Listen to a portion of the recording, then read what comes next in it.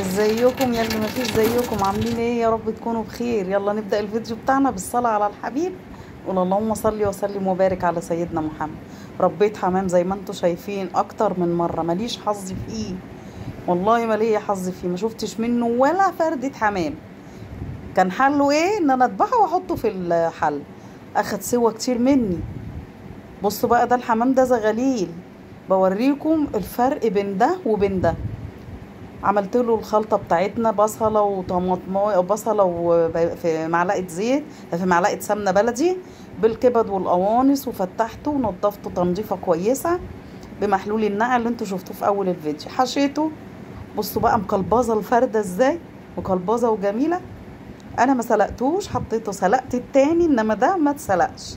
حطيت عليه ميه ولوري وحبهان فلفل اسود بصلايه وشوية ملح، واخد من نص ساعة لساعة في الفرن. طلعته بقى من الفرن. عايزة اوريكم بقى الفرق. بصوا الحمامية الله اكبر عليها ما شاء الله، يعني ما تنسوش الصلاة على الحبيب. مقلبظة. ده بقى اللي انا ذبحته من العشة بعد ما قعد سنة ونص معايا، ما شفتش منه ولا فردة حمام. هو ده من العادة يا حبايبي، احنا بنعوصه لبن عشان يبقى اللون الجميل الذهبي ده. بصوا الفرق بقى، ان ده مقلبظه الحماميه وامور ازاي، والتاني ناشف. بس هرميه؟ لا مش هرميه.